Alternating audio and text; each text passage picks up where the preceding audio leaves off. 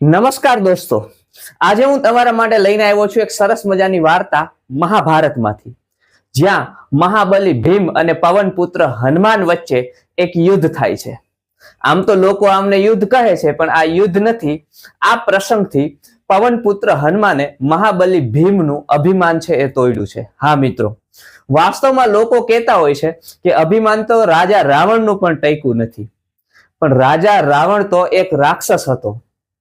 અહીંયા પવનના પુત્ર ભીમનું અભિમાન પણ ટક્યું નથી. મિત્રો, મહાભારત જે વેદ વ્યાસ દ્વારા રચિત છે, જેમાં આવી અનેક કથાઓ છે, જે કથાઓના માધ્યમથી વેદ વ્યાસજીએ આપને સમજાવ્યું છે કે જીવનમાં તમારી પાસે પૈસા હોય, પ્રતિષ્ઠા હોય, શક્તિ હોય, કાંઈ પણ હોય, પરંતુ અભિમાન હોવું જોઈએ નહીં. બને છે એવું કે મહાભારતના વન પર્વ દરમિયાન જ્યારે પાંડવો અને દ્રૌપદી વનવાસ ભોગવતા હોય છે, એ સમય દરમિયાન એક દિવસ દ્રૌપદી છે એ કોઈ નદીના કિનારા ઉપર બેઠા હોય છે અને મંદ લહેરાતા પવનમાં એક ફૂલ ઉડીને આવે છે અને એમના ખોરામાં પડે છે. આ ફૂલ હોય છે સૌગંધિક ફૂલ, જે મંદરાંચલ પર્વત પર જોવા મળતું હતું. આ ફૂલ એટલું સુંદર હોય છે કે દ્રૌપદી એમને જોવે છે અને એમની સુગંધ લે છે, એમનાથી મોહિત થઈ જાય છે અને એ ભીમને કહે છે કે આવા ઘણા બધા ફૂલ મારે જોઈએ છે. હવે દ્રૌપદી જે માગે એ આપવા માટે હંમેશા તત્પર રહેતો ભીમ કહે છે કે હા, હું તમારા માટે આવા ફૂલ લઈ આવીશ, અને એ ફૂલ લેવા માટે મંદરાંચલ પર્વત ઉપર જાય છે. હવે એ જતો હોય છે, રસ્તામાં પોતાના તાકાતના અભિમાનમાં આવી જાય છે અને જતા જતા અનેક વૃક્ષોને આમથી તેમ ઉખાડી ફેંકે છે, પર્વતોની શિલાઓને તોડતો જાય છે, રસ્તામાં જે પ્રાણીઓ આવે છે એમને ડરાવતો ભગાડતો જતો હોય છે. ખૂબ એમની જે તાકાત છે એમના અભિમાનમાં ચકનાચૂર થઈને જતો હોય છે. હવે એ જ સમય દરમિયાન રસ્તામાં એમને એક વૃદ્ધ વાનર સૂતેલો મળે છે. આમ એ વાનરની પૂંછ છે એ આમ રસ્તામાં પથરાયેલી હોય છે અને વાનર સૂતો હોય છે. તો ભીમ એમને આમ નશામાં ચકનાચૂરમાં અભિમાનના નશામાં ચકનાચૂર થઈને કહે છે કે એ વાનર, તારી આ પૂંછ લઈ લે, મારે જવું છે.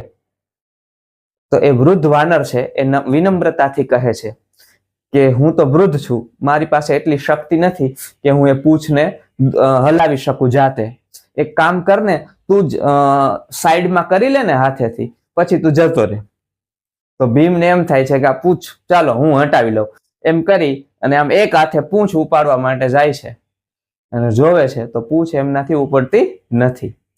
પછી એ એમની સંપૂર્ણ શક્તિ લગાવી દે છે. પૂંછને ઉપાડવાની વાત તો દૂર રહી, પરંતુ એક ઇંચ પણ હલાવી શકતો નથી.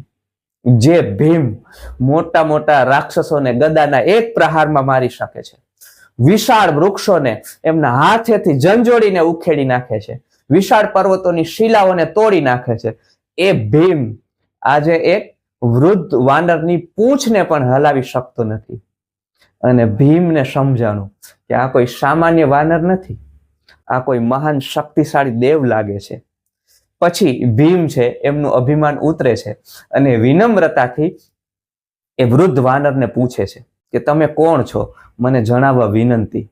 એ વૃદ્ધ વાનર ઊભા થાય છે અને કહે છે કે હું તારો જ મોટો ભાઈ એટલે કે પવનપુત્ર હનુમાન છું, જેણે વિષ્ણુના રામા અવતાર દરમિયાન ત્રેતા યુગમાં રુદ્રના અવતાર તરીકે જન્મ લઈ અને રામની સાથે રાવણ સામે યુદ્ધ કર્યું હતું. એ હનુમાન છું, તારો જ મોટો ભાઈ છું. જેમ તું પવનનો પુત્ર છે એમ હું પણ પવનનો જ પુત્ર છું, પરંતુ તારા કરતા અનેક ગણી શક્તિ હોવા છતાં પણ હું વિનમ્ર છું, મેં ક્યારેય અભિમાન કર્યું નથી. તો તારે પણ સમજવું જોઈએ કે તને જે શક્તિ મળી છે એનો સદુપયોગ કરવો, જંગલો પ્રકૃતિનો નાશ કરવો યોગ્ય નથી, અને એ શક્તિ છે એને યોગ્ય કામે લગાડવી અને બધા સાથે વિનમ્રતાથી વાત કરવી, તાકાતનું અભિમાન ન કરવું. ભીમને હનુમાનજીનો આ ઉપદેશ સમજાય છે, એમને વંદન કરે છે અને એમની માફી માંગે છે.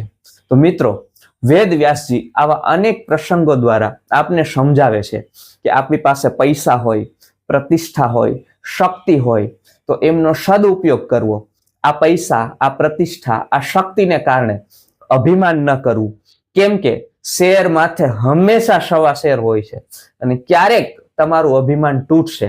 અભિમાન તો તૂટશે જ તૂટશે, પરંતુ આ શક્તિ, આ પ્રતિષ્ઠા છે એ પણ તમને અભિમાનને કારણે ઉપયોગમાં નહીં આવી શકે. તો તમારી પાસે કાંઈ પણ છે તો એમને સમાજ ઉપયોગી બનાવો, અને આવા શાસ્ત્રો, આવા પુરાણો, આવા ગ્રંથોની અનેક કથાઓ આપણે આગળ પણ વિડીયોમાં લાવશું. જો તમને વિડીયો પસંદ આવ્યો હોય તો લાઈક કરો. નમસ્તે, જય શ્રી કૃષ્ણ.